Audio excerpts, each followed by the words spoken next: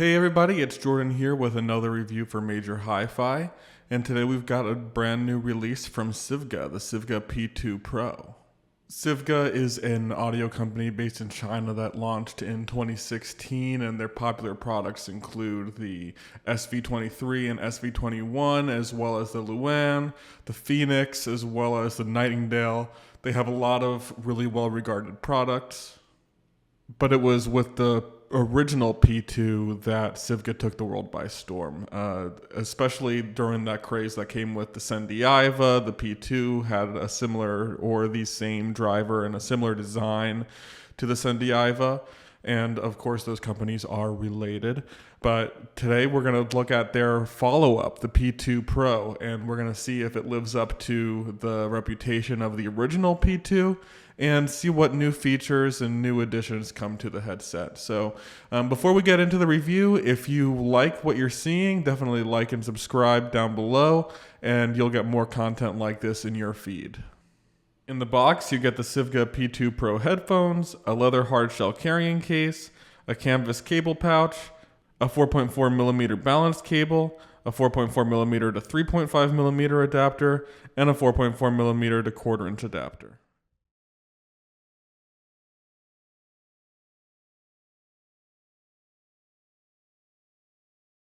Now, in terms of build, Sivga hasn't really reinvented the wheel from the original P2.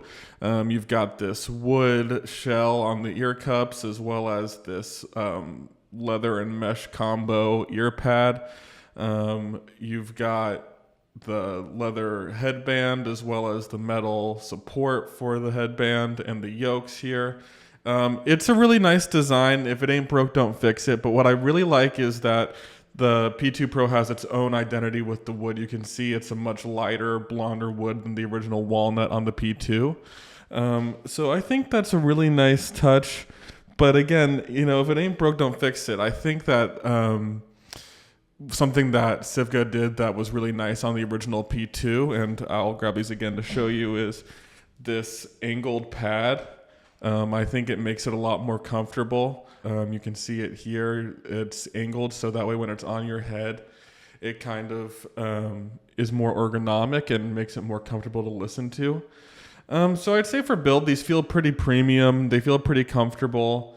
Maybe they do put a little bit of pressure on your jaw area because of these shaped pads, but I think the pros outweigh the cons for them. I think this is a pretty comfortable wear.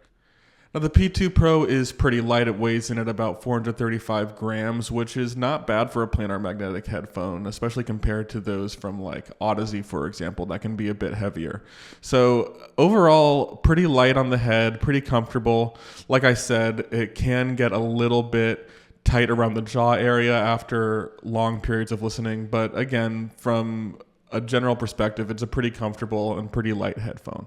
I'll also note that the cable is pretty much the same as the original P2. It terminates in a 4.4mm balanced termination, and it has 1/8" adapters to connect to the headphone. It's a pretty good cable. There's not really microphonics. It's a braided cable. I think getting a balanced cable with a $450 headphone is a really nice touch from Sivga, and I think I'd like to see a lot of other headphone companies start providing balanced options with their headphones, as balance is just becoming more of a standard these days. But of course, you do get those adapters to make sure that you can listen single-ended as well. Now, getting into the design of the headphone, again, Sivga hasn't reinvented the wheel. It's using a similar driver layout, similar specs all around. What is different, and we'll get into it in a second, is how they built this driver. But let's just get into the sheer specs first. So it's a 97 by 76mm planar magnetic driver.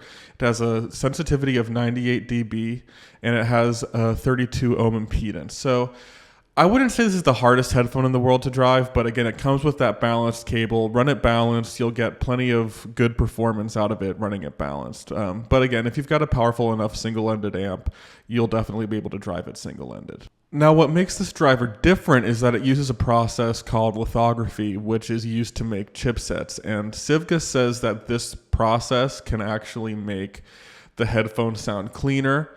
And we'll get into if that's true or not in the sound impressions. But I think that this production process change actually does bring about more difference than you would expect.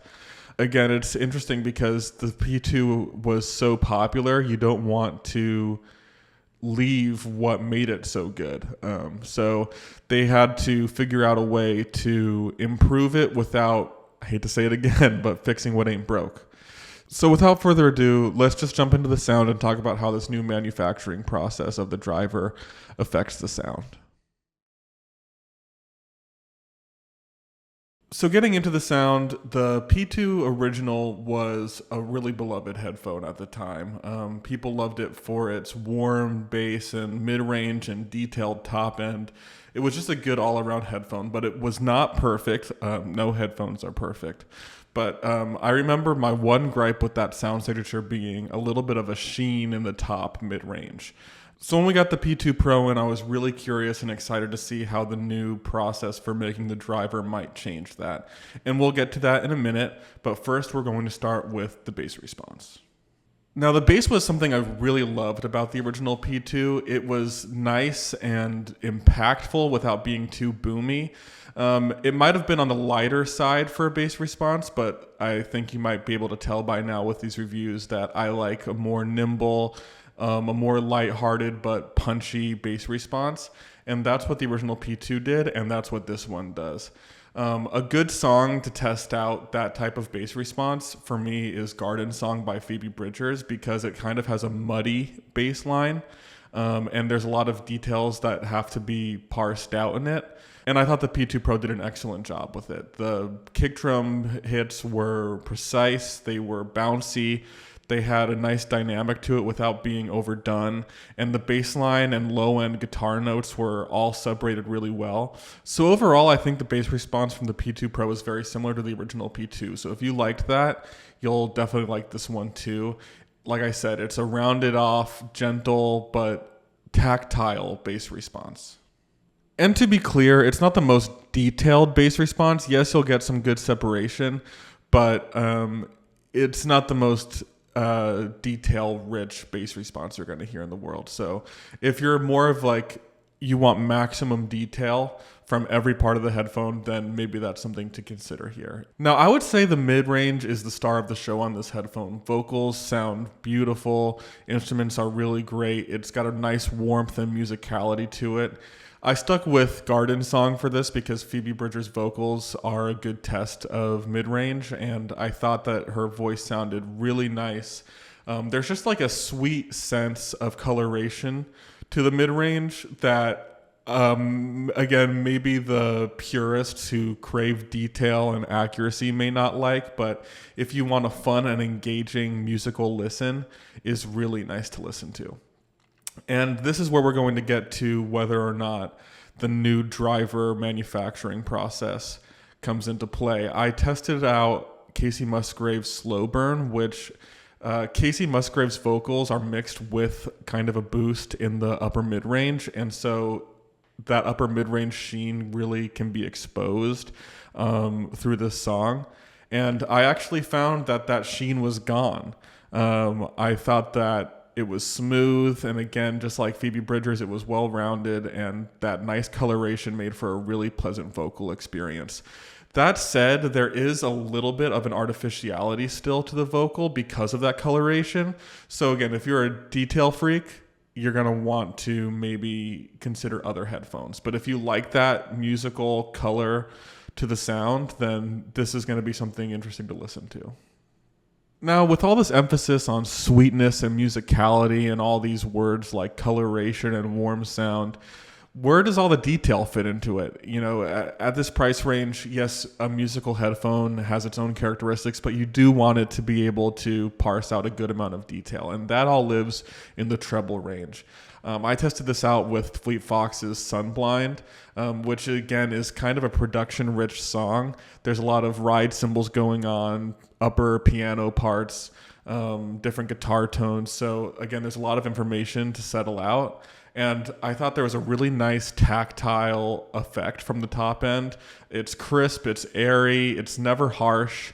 I think maybe the original P2 had a little bit of harshness in the top end, but I think this top end on the P2 Pro is a little bit more relaxed sounding. So there is detail, but overall, you are getting a warm headphone. And I think the top end complements it really well, and you get a nice sense of dynamics between detailed top end and warm and musical low end.